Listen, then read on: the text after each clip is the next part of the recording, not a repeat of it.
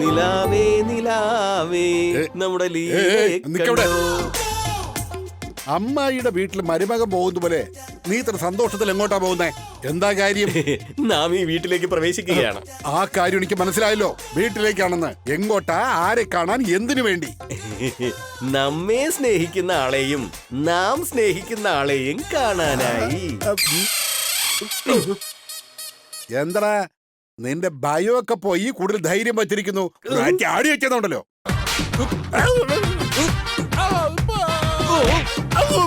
സങ്കൽപ്പം സങ്കൽപ്പം സങ്കൽപ്പം സങ്കൽപ്പം സങ്കൽപ്പം.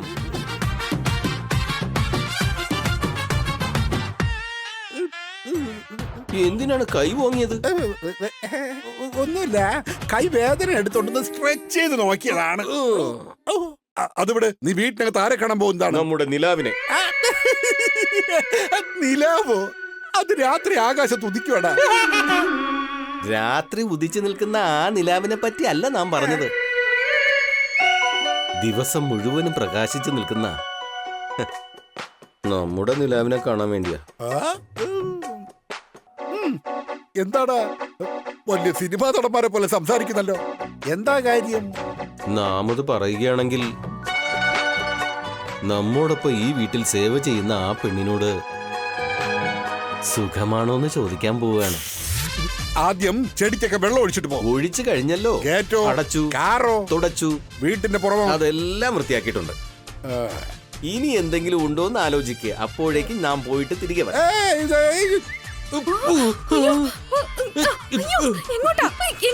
നമ്മെ സ്നേഹിക്കുന്നവരെ കാണാൻ. ലീലയെ കാണാൻ വേണ്ടിയാണോ? ഓ, അവളെ കാണാൻ വേണ്ടി നേരിട്ട് വീടിനകം വരെ എത്തുന്ന ബന്ധു ആയോ ഗുപ്ത? നമ്മോട് ഇഷ്ടമുള്ളവരുടെ സുഖവിവരങ്ങൾ അന്വേഷിക്കണമെന്ന് ഇപ്പോഴാണ് നാം ഒരു പെണ്ണിനെ കണ്ട് മാതൃകയാക്കിയത്. ഭ്രാന്ത് നന്നായിട്ട് മൂത്തിട്ടുണ്ട്.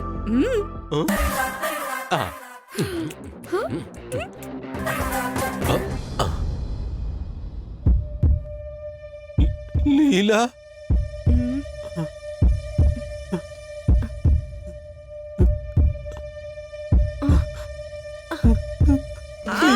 അയ്യോ അമ്മേ, എന്റെ കൈ എനിക്ക് വേദനിക്കുന്നു. ലീല, അമ്മേ, അയ്യോ എന്റെ കാല്. അയ്യോ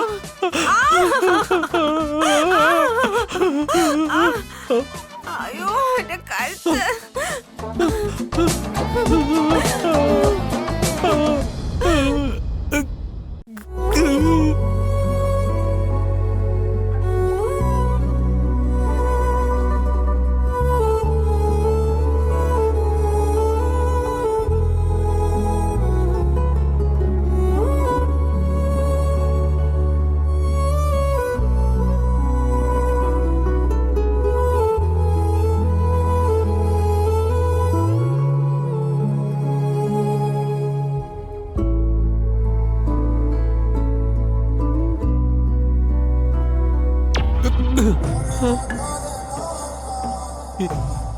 എന്റെ ദൈവമേ, എന്ത് വിധിയാ നാം ഈ കാണുന്നത്? ലീല, എന്ത് പറ്റിയതാ? എനിക്ക് അപകടം പറ്റിയപ്പോ ആരും എന്നെ വന്ന് നോക്കിയില്ല. എനിക്ക് ആരും ഇല്ലാന്ന് വിചാരിച്ച് സങ്കടപ്പെട്ടിരുന്നപ്പോഴാ ഇപ്പൊ നിങ്ങൾ വന്നപ്പോ എനിക്ക് ആളുണ്ടെന്ന് മനസ്സിലായത്. Thank you. നിനക്ക് നമ്മുടെ നന്ദി. എന്തിനാ? ഈ സൗന്ദര്യമുള്ള മുഖത്തിന് ഒരു ഭംഗവും വരാതെ കാത്തു രക്ഷിച്ചതിന്. ഈ രാഘവൻ നമ്മെ സമ്മതിക്കില്ലല്ലോ. വീട്ടിന്റെ മുന്നിലുള്ള ചെടിക്ക് താൻ വെള്ളം ഒഴിച്ചിട്ടില്ലല്ലോ. നിന്നോടാ ഞാൻ പറഞ്ഞുകൊണ്ടിരിക്കുന്നത്. എത്തിക്കഴിഞ്ഞു.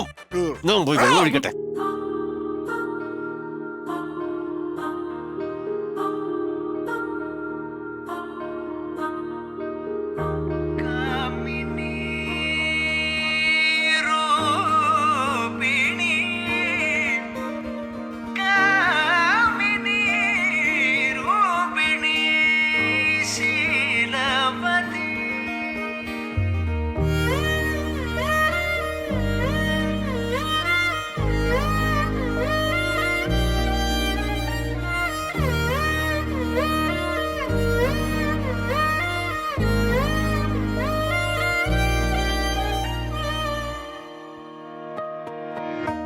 പെണ്ണേ കണ്ണിൻ തുമ്പത്തെന്തേ എന്തോ തേടിപ്പോകുന്നെന്തേ ഉള്ളം താനെ പാടുന്നെന്തേ മെല്ലെ മെല്ലെ മൂളുന്നെന്തേ മൃദുലമാധരവും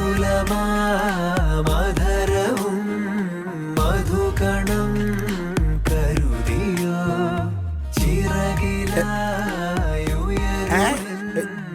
ഈ ബാക്ക്ഗ്രൗണ്ട് മ്യൂസിക് എവിടുന്നാ കേൾക്കുന്നേ?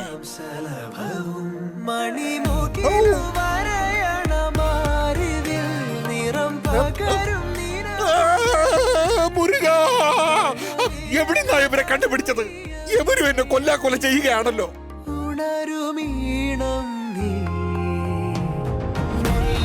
എടാ, നിന്റെ നിലാവിനെ നോക്കിയതൊക്കെ മതി. വന്ന് ജോലി ചെയ്ത് തീർക്ക്. വാ.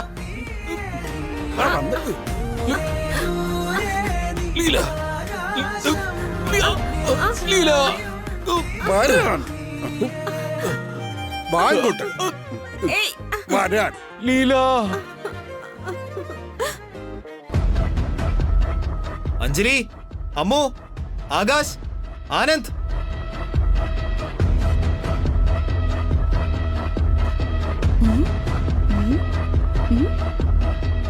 അഞ്ജലി എവിടെ? ഞാനിവിടെ ഉണ്ട് ഡാഡി.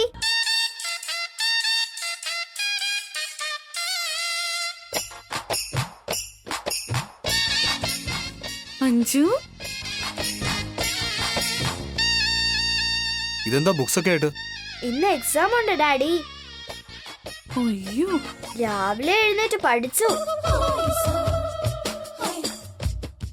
എന്തിനാ ടൈം വേസ്റ്റ് ചെയ്യുന്നെന്ന് വിചാരിച്ച് പൂജയും കൂടി ചെയ്തു ഡാഡി. ദേ നോക്ക്, പ്രസാദവും തൊട്ടു. അയ്യോ, ഈ അഞ്ചു ഓവർ ആക്ടിങ് ചെയ്തു ഏട്ടനെല്ലാം കണ്ടുപിടിക്കുന്ന തോന്നുന്നു. ഞാൻ പറഞ്ഞില്ലേ, വീട്ടിലെല്ലാവർക്കും ഈവൻ ഹെഡാണെങ്കിൽ ആ ഹെഡിനെ തന്നെ തൊപ്പിയിടിച്ചിരിക്കുക എൻ്റെ പേരക്കുട്ടി. ഒരു ജനറൽ നോളജ് എക്സാമിന് ഇങ്ങനെ പ്രിപ്പയർ ചെയ്യേണ്ട ആവശ്യമൊന്നുമില്ല കേട്ടോ. നമുക്ക് ഓൾറെഡി എല്ലാം അറിഞ്ഞിരിക്കണം. ഇപ്പൊ നിങ്ങൾക്ക് പറഞ്ഞെന്ന് പഠിപ്പിക്കാനായിട്ട് കൂടെ അമ്മയില്ല. നിങ്ങൾ വേണം നല്ലപോലെ പഠിക്കാൻ. ശരി ഡാഡി. ഒന്ന് ഷൈൻ ചെയ്യാന്ന് വിചാരിച്ച എനിക്ക് തന്നെ റിവേഴ്സ് ആയല്ലോ. ശരി, എല്ലാരും റെഡിയല്ലേ? റെഡി. എന്നാ പോയാലോ? മഹേന്ദ്ര, ഞാനും റെഡി. എന്നാ നമുക്ക് ഇറങ്ങാം. ഒരു മിനിറ്റ്.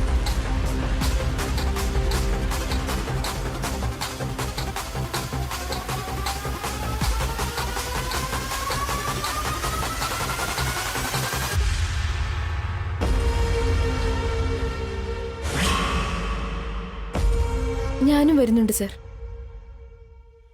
നീ എന്തിനാ? ലീലയ്ക്ക് സുഖമില്ലാതിരിക്കുകയല്ലേ? വീട്ടിൽ തന്നെ നിന്ന് ഭക്ഷണത്തിന്റെ കാര്യങ്ങളൊക്കെ നോക്ക്.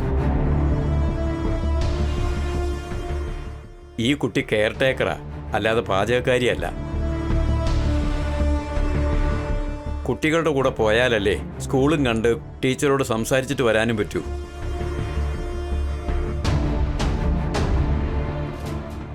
അതെ, സത്യം അത്. എന്ത് എന്താ പറയുന്നു മഹേന്ദ്ര? മഹേന്ദ്ര?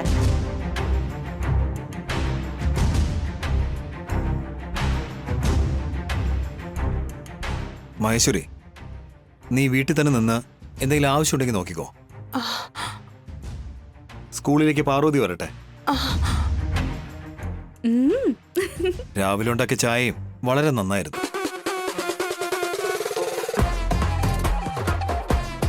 രാവിലെ ചായ ഉണ്ടാക്കിയത് മിസ്സമ്മയാണല്ലോ.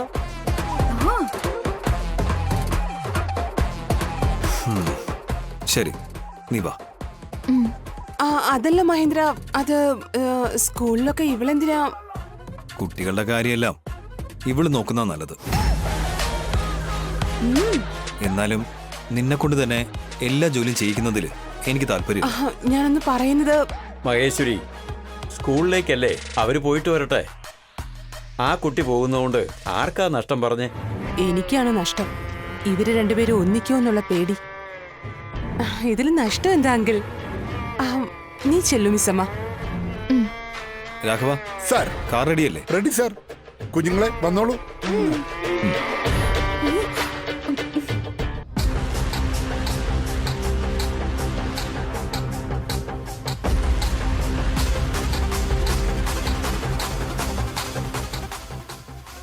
പാർവതി, അറിഞ്ഞുകൊണ്ട് ചെയ്യുന്നതാണോ അറിയാതെ ചെയ്യുന്നതാണോ എന്ന് എനിക്കറിയില്ല. പക്ഷെ ഒരു കാര്യം ഞാൻ പറയാം, നീ എന്റെ പ്രണയത്തിനൊരു വലിയ തടസ്സമായിക്കൊണ്ടിരിക്കുക. ഇനിയും ഞങ്ങളെ എങ്ങനെ തടയാനാണ് നിന്റെ ഭാവമെങ്കിൽ ആ തടസ്സം ഇല്ലാതാക്കി ഞാൻ മഹേന്ദ്രന്റെ കൂടെ പോയി ചേർന്നിരിക്കും.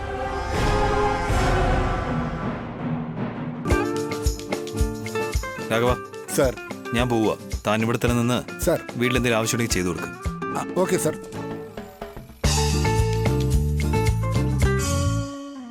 ആ കുട്ടികളെല്ലാം പഠിക്കാനായിട്ട് പോവുകയാണല്ലോ. പക്ഷെ ഈ മകളെ ഇവിടെ എങ്ങും കാണുന്നില്ല.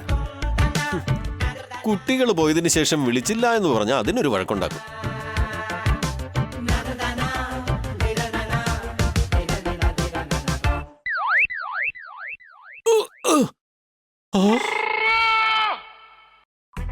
അയ്യോ,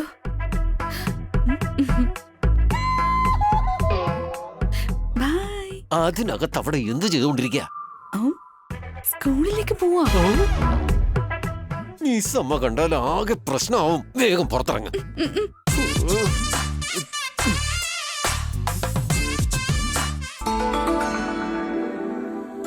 ആ ബാഗെല്ലാം ബാക്കിൽ ഡിക്കിയുണ്ടല്ലോ. അപ്പൊ ഇതൊക്കെ അവിടെ വെച്ചാ പോരെ? It's okay sir. എല്ലാ ബാക്കിൽ ഡിക്കി വെച്ച് കഴിഞ്ഞാൽ തനിക്ക് കംഫർട്ടായിട്ട് ഇരിക്കാലോ. അതല്ല ഞാൻ. ചെല്. It's okay. അയ്യോ, വരല്ലേ. അയ്യോ, അയ്യോ, വേണ്ട വേണ്ട.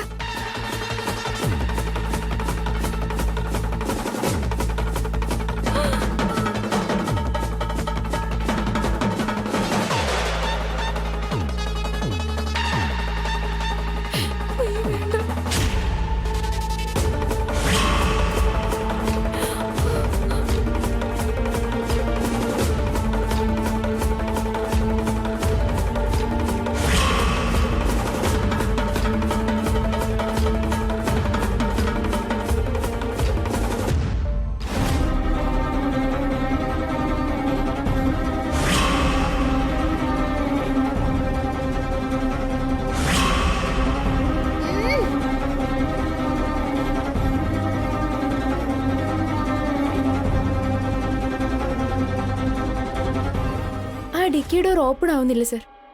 ഞാനൊന്ന് നോക്കട്ടെ. It's okay sir. സ്കൂൾ ഇവിടെ അടുത്തല്ലേ, ഞാൻ കംഫർട്ടബിൾ ആയിട്ട് ഇരിക്കുന്നത്. വരൂ സർ, പോവാ. അയ്യോ, ഇറങ്ങ മകളെ, ഇറങ്ങ. എന്റെ ദൈവമേ, ഇനി നാം ഇപ്പൊ എന്താ ചെയ്യാ? മിസ്സമ്മ അവിടെ വെച്ച് മകളെ കണ്ടു കഴിഞ്ഞാൽ, മിസ്സമ്മയ്ക്ക് മകളൊരു ആത്മാവാണെന്ന് മനസ്സിലായാൽ, അയ്യോ എന്ത് നടക്കുമോ ആവോ. യമലോകത്തിലുള്ള ആരെങ്കിലും ഈ കാര്യം അറിഞ്ഞു കഴിഞ്ഞാൽ, അയ്യോ നമ്മുടെ മാനമെല്ലാം നഷ്ടപ്പെടുമല്ലോ. എന്താടോ താനെന്തോ ടെൻഷനിലാണെന്ന് തോന്നുന്നല്ലോ. അല്ലാതെ പിന്നെ നമ്മുടെ സ്ഥാനത്തിരുന്നാലേ തനിക്കത് മനസ്സിലാകൂ. നമ്മുടെ മോതിരം നഷ്ടമായി. ഇനി അത് കാരണം എന്തൊക്കെ സംഭവിക്കുമെന്ന് തനിക്കറിയോ? ആ കാറിന്റെ മുന്നിലിരിക്കുന്ന ആള് പിന്നിലിരിക്കുന്ന ആളിനെ കണ്ടാൽ എന്ത് സംഭവിക്കുമെന്ന് അറിയോ? തനിക്ക് ഇതിനെ കുറിച്ചൊന്നും അറിയില്ലെങ്കിൽ ഒരു അക്ഷരം വേണ്ടി പോരുതും. ഒന്നും അറിയില്ലെങ്കിൽ സംസാരിക്കാൻ വന്നിരിക്കുന്നു. ഞാനിപ്പോ എന്ത് പറഞ്ഞിട്ടാ ഈ വിരലൊക്കെ കാണിച്ച് എന്നോട് ഇങ്ങനെ ദേഷ്യപ്പെട്ടിട്ട് പോകുന്നത്? അമ്മോ, മാഡം എന്താ ഇത്ര ദേഷ്യത്തിൽ വരുന്നേ? മഹേന്ദ്ര സാറ് സ്കൂളിലേക്ക് കൊണ്ടുപോയില്ലെന്നാ തോന്നുന്നത്. ഞാനൊരു രോഗിയാണെന്ന് പോലും കണക്കാക്കാതെ അവരെന്നെ തല്ലും. അമ്മേ, ഉറങ്ങുന്ന പോലെ അഭിനയിക്കാം.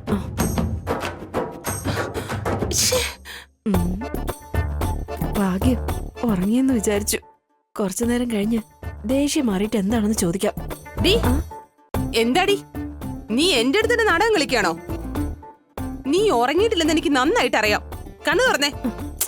കണ്ടുപിടിച്ചു കളഞ്ഞു. കണ്ടുപിടിച്ചു കളഞ്ഞല്ലേ മാഡം? മാഡം ഭയങ്കര ബുദ്ധിശാലിയാ. എന്ത് പറ്റി മാഡം ഇങ്ങനെ ഇരിക്കുന്നേ? എന്തൊക്കെയോ നടക്കുന്നുണ്ട് ലീല. മഹേന്ദ്രനുമായിട്ട് അടുക്കാൻ സമ്മതിക്കാതെ ഏതോ ശക്തി തടയുന്ന പോലെയാ. മഹേന്ദ്രനും ആ മിസ്സമ്മയും ഒന്നിക്കൊന്ന് പേടിയാവുക. ഇപ്പൊ കൂടി അവർ ഒന്നിച്ചാ സ്കൂളിലേക്ക് പോയിരിക്കുന്നേ. ഞാൻ മഹേന്ദ്രനോട് എത്രത്തോളം അടുക്കണമെന്ന് വിചാരിക്കുന്നോ അത്രത്തോളം അകന്നു പോയിക്കൊണ്ടിരിക്കുക.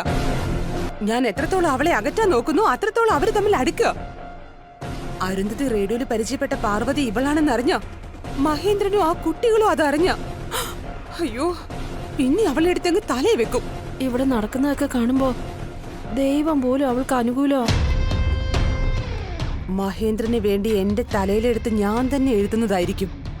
മഹേന്ദ്രനും ഞാനും ഒന്നിക്കാനായിട്ട് ഇത്ര കാലവും ഞാൻ ഒറ്റയ്ക്കാണ് പോരാടിയത്. എന്റെ ലക്ഷ്യമേ മഹേന്ദ്രനാ. ആ ലക്ഷ്യം ഞാൻ നേടാതെ ഒരിക്കലും പിന്മാറില്ല. ആദ്യം തന്നെ ആ മിസ്സമ്മയെ ഈ വീട്ടിൽ നിന്ന് എങ്ങനെയെങ്കിലും അടിച്ചിറക്കണം. അവളെ അടിച്ചിറക്കിയേ പറ്റൂ.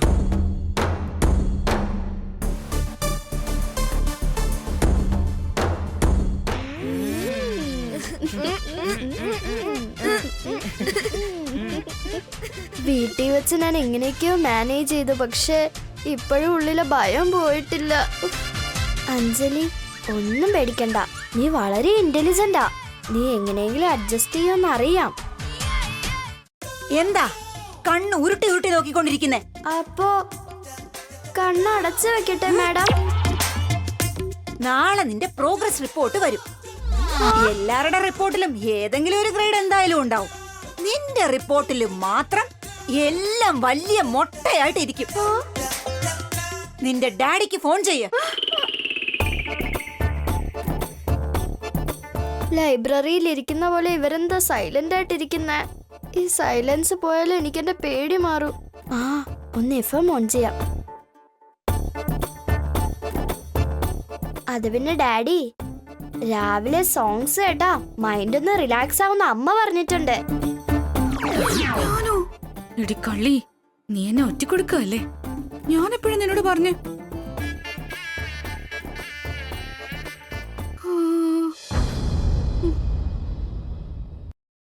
ഹലോ പീപ്പിൾ, എല്ലാവർക്കും സുഖമല്ലേ? ഞാൻ നിങ്ങളുടെ എല്ലാവരുടെയും favourite RJ Parvathi. Hello Parvathi, ഇത് ഞാനാ, മൂന്നാറിൽ നിന്ന്. ആരാന്ന് ചോദിക്കേണ്ട ആവശ്യമുണ്ടോ? ഓഫ് കോഴ്സ്, എന്റെ ഫസ്റ്റ് കോളർ എപ്പോഴും നിങ്ങൾ തന്നെയല്ലേ. എനിക്ക് പാർവതിയെ കാണാൻ പറ്റിയില്ല. ഇപ്പൊ എവിടെയാണോ, എങ്ങനെയാണോ, എന്ത് ചെയ്യണമെന്ന് പോലും അറിയില്ല. അവൾ എന്നെ ഓർക്കുന്നുണ്ടാവോ? നിങ്ങളെ മാത്രം എനിക്ക് ഒരിക്കലും മറക്കാനാവില്ല ചേച്ചി.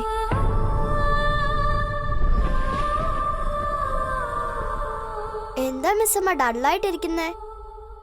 മിസ്സമ്മയ്ക്ക് പാട്ട് കേൾക്കുന്ന ഇഷ്ടല്ലേ? ഒരുപാട് ഇഷ്ട. പക്ഷെ അതിനേക്കാളും ആൾക്കാർക്ക് ഇഷ്ടമുള്ള പാട്ടുകൾ വെച്ചു കൊടുക്കുന്നതാ എനിക്ക് കൂടുതൽ ഇഷ്ടം. അതെന്താ അങ്ങനെ? അങ്ങനെ ചോദിച്ചാ എനിക്കതൊരു പ്രത്യേക ഇഷ്ടമാണ്. അല്ല മിസ്സമ്മ, നിങ്ങൾ FM കേൾക്കാറുണ്ടോ? പണ്ടൊക്കെ കേൾക്കുമായിരുന്നു, ഇപ്പൊ നിർത്തി. അതെന്താ? അന്നതെനിക്ക് സന്തോഷം തരുമായിരുന്നു. ഇപ്പൊ ആ ഓർമ്മകൾ എനിക്ക് വേദനയാ തരുന്നത്. എന്ത് വിഷമമായാലും അത് മറ്റുള്ളവരോട് പങ്കുവെച്ചാലല്ലേ മാറും. നമ്മുടെ സ്വന്തം എന്ന് കരുതുന്നവരോട് പറയാതിരിക്കാൻ പാടില്ല.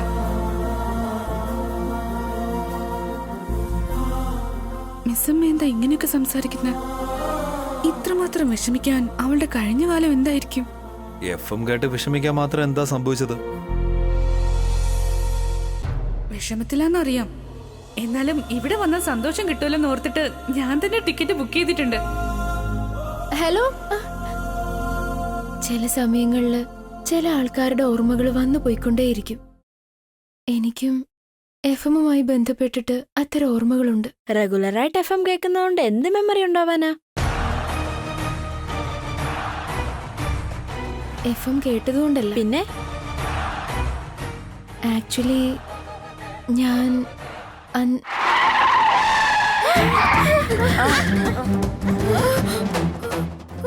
അയ്യോ, വല്ലാത്തൊരു ഡ്രൈവിംഗ് ആയി പോയി. ആർക്കും ഒരു കുഴപ്പമില്ലല്ലോ? ഇല്ല ഡാഡി. വെയിറ്റ്, എന്ത് പറ്റി നോക്കട്ടെ.